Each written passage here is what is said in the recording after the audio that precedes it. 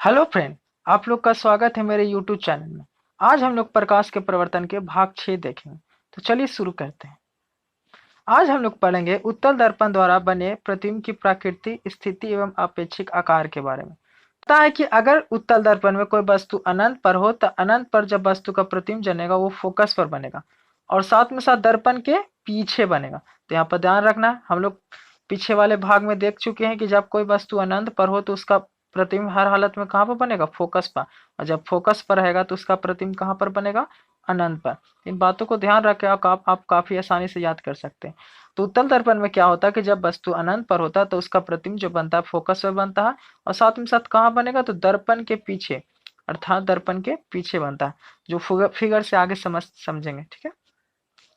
जब वस्तु को अनंत तथा दर्पण के ध्रुव के बीच रखा जाए, देखिए अवतल दर्पण में विभिन्न स्थिति होता है, जैसे वक्रता केंद्र के पर, वक्रता केंद्र में फोकस के बीच, वक्रता केंद्र तथा अनंत के बीच बहुत सारा स्थितियां होता था। लेकिन जैसे कि फोकस तथा ध्रुव के बीच ये भी स्थिति था। लेकिन उत्तल दर्पण में आप सिर्फ ध्रुव तथा अनंत के बीच, अर्थात ध्रुव के बाद आप किसी भी इस पोजीशन पर या किसी भी स्थान पर आप रख दीजिएगा उत्तल दर्पण में, उसमें सबका प्रतिबिंब एक ही बनता है। तो कहाँ पर बनता है? तो ध्यान देते हैं। जब वस्तु को अनंत तथा दर्पण के ध्रुव के बीच, ध्रुव मतलब पी के बीच रखा जाता है तो वस्तु का जो प्रतिबिंब बनता है पी तथा एफ के बीच, पी तथा एफ के, इसको आसानी से याद भी कर सकते हैं। अनंत तथा किसके बीच रखा गया? पी के बीच, अनंत तथा पी के बीच। तो अनंत का जानते हैं हम लोग, अनंत का फोकस हो जाता है और पी का पी, अर्थात किसके बीच प्रतिबिंब बनेगा? तब फोकस तथा पी के बीच। उत्तल दर्पण में एक बात को ध्यान रखना है कि हर हालत में दर्पण का पीछे प्रतिबिंब बनेगा, दर्पण के पीछे। और अवतल दर्पण में सिर्फ एक की स्थिति था, जब वस्तु को पोल अर्थात ध्रुव तथा फोकस के बीच रखते थे तो ही दर्पण के पीछे बनता था। लेकिन उत्तल दर्पण में दोनों स्थिति में इसका प्रतिबिंब कहाँ बनेगा? तो दर्पण के पीछे। इस बात को ध्यान रखिएगा। ठीक है। तो जब वस्तु अनंत पर रखते हैं तो वस्तु का प्रतिबिंब फोकस तथा दर्पण के पीछे बनता है। जब वस्तु को अनंत तथा दर्पण के ध्रुव के बीच रखा जाता है तो अनंत का हो गया आपका फोकस और पी का पी। तो ऐसे स्थिति पी तथा एफ के बीच बनेगा और कहाँ पर बनेगा? तो दर्पण के पीछे। दोनों स्थिति में याद रखिएगा, दर्पण के पीछे, दर्पण के पीछे, दर्पण के पीछे। ठीक है। और प्रतिबिंब का आकार क्या बनेगा? तो अत्यंत छोटा, बिंदु के आकार का छोटा, अर्थात जो एक बिंदु इस आकार का प्रतिबिंब बनेगा। ठीक है। तो काफी छोटा बनता है इसमें। और दोनों स्थिति में आभासी एवं सीधा, आभासी एवं सीधा। हम लोग याद कर, जब प्रतिबिंब, आप प्रतिबिंब का टॉपिक देखिएगा तो इसमें पता चलेगा कि जब वास्तविक प्रतिबिंब बनता है तो उसके साथ उल्टा बनता है, याद रखना है।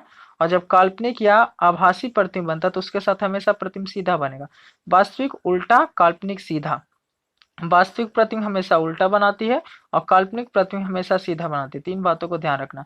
अब काल्पनिक और आभासी दोनों एक चीज है। तो आभासी प्रतिबिंब सीधा, आभासी सीधा। तो चलिए अगला पेज पर देखते हैं। जब वस्तु अनंत पर हो, जब वस्तु को कहां पर रखेंगे? अनंत पर रखेंगे। तो यहाँ पर ध्यान दे रहे हैं, अनंत से वस्तु आ रही है, तब उत्तल दर्पण में जब प्रतिबिंब से टकराती है तो वापस लौट जाती है, लेकिन इसका काल्पनिक रेखा, काल्पनिक लाइन, वो मिलता है फोकस पर।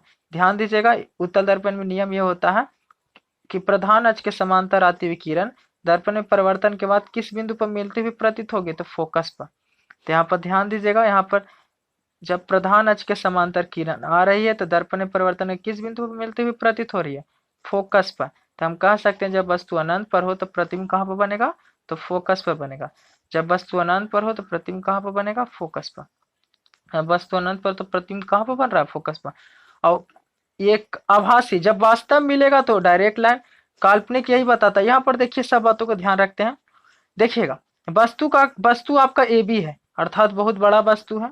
ठीक है। इसका प्रतिबिंब देखिए एक बिंदु पर बन रहा है, इसका कहने का मतलब वस्तु का प्रतिबिंब बहुत छोटा बन रहा है।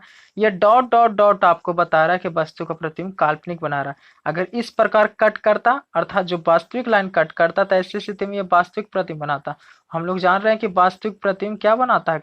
उल्टा प्रतिबिंब बनाता है। और काल्पनिक क्या बनाता है? सीधा। था आप सिर्फ फिगर से काफी सारा चीज समझ सकते हैं। अगर ये डॉट डॉट होगा तो इसका मतलब यह है कि डॉट डॉट है अर्थात काल्पनिक, और जब काल्पनिक होगा तो सीधा होगा। एक बिंदु बता रहा है कि ये काफी छोटा प्रतिबिंब बनाती है। ठीक है। अगला चलते हैं। जब वस्तु को अनंत तथा दर्पण के बीच रखते हैं, दर्पण के ध्रुव के बीच रखते हैं, अर्थात ये आपका ध्रुव हो गया। और अनंत आप कहीं भी, मतलब कि ध्रुव से आगे कहीं पर आप वस्तु रख दीजिएगा तो ऐसी स्थिति में हर हालत में जो प्रतिबिंब बनेगा वो P अर्थात पोल अर्थात ध्रुव तथा फोकस के बीच बनेगा। ठीक है, तो यहाँ पर देखते हैं प्रधान अक्ष के समांतर आती किरण दर्पण में परिवर्तन के बाद किस बिंदु पर मिलता हुआ प्रतीत होगा, तो फोकस पर। प्रधान अक्ष के समांतर आती किरण किस बिंदु पर मिलता हुआ प्रतीत होगा, तो फोकस पर। दूसरा पॉइंट, जब कोई किरण आप वक्रता केंद्र की ओर भेजेंगे, वक्रता केंद्र की ओर लाएंगे, तो वो परिवर्तन होगा वक्रता केंद्र पर ही मिलता हुआ प्रतीत होगा। फिगर से समझते हैं इसको साफ साफ। अगर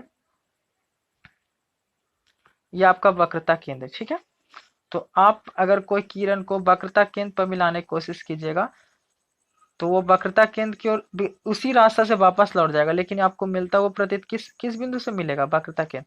तो यहाँ पर देखिए दो लाइन आपस मिल रहा है, एक फोकस वाला लाइन और एक वक्रता केंद्र वाला लाइन। तो जिस बिंदु पर मिलता है वहां पर प्रतिबिंब बन रहा है।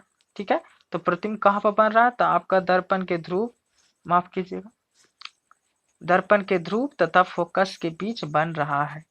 तो यहाँ पर याद रखने वाली बात यह है कि जब वस्तु को अनंत तथा दर्पण के ध्रुव P के बीच रखा जाता है तो अनंत का हो जाता है फोकस और दर्पण के ध्रुव P का हो जाता है P, अर्थात कहाँ पर बनेगा, तो फोकस तथा पोल के बीच बनेगा। चलिए नेक्स्ट पेज में, इस पार्ट में हम लोग पढ़ेंगे उत्तल दर्पण के उपयोग। उत्तल दर्पण का आखिर का उपयोग किया है, तो देखते हैं क्या है। तो कहता है कि उत्तल दर्पण का उपयोग समानता वाहनों में किया जाता है। उत्तल दर्पण का उपयोग किसमें किया जाता है, वाहन में। इसमें ड्राइवर अपने पीछे के वाहनों को देख सकते हैं।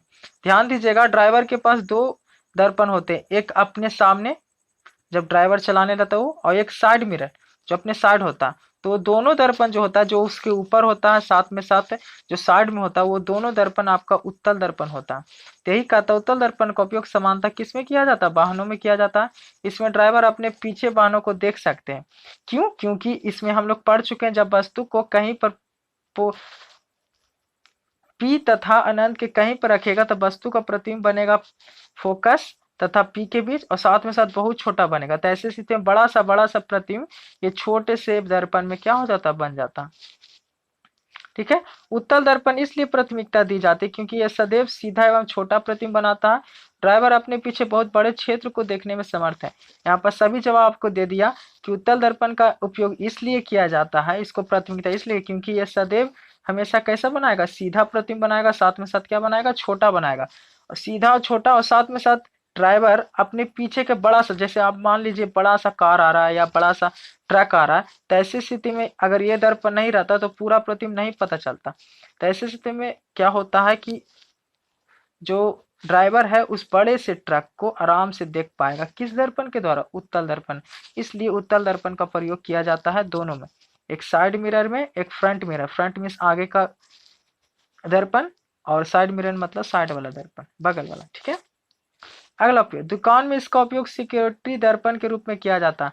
आप देखिएगा जैसे कि अब तो सीसीटीवी कैमरा आ गया, लेकिन सीसीटीवी कैमरा आने के बावजूद भी इसका दुकानों में उपयोग किया जाता है, क्योंकि ये काफी क्या होता है कि जब ये लगा रहता है, जैसे ज्वेलरी दुकान में आप जाइएगा तो बहुत सारा ये लगा रहता है उत्तल दर्पण। ऐसे स्थिति में क्या होता है कि सभी लोगों का छोटा छोटा प्रतिबिंब उसमें बनते रहता है, और उस पर कोई व्यक्ति अगर नजर देखता है तो कोई गलत कर रहा है या किसी सामान को चुराने की कोशिश कर रहा है तो उसमें देख सकते हैं। लेकिन सीसीटीवी कैमरा अब इसके जगह उसका उपयोग किया जाता है। तो ये था आपका उत्तल दर्पण का उपयोग। अब आगे नेक्स्ट पार्ट में देखेंगे।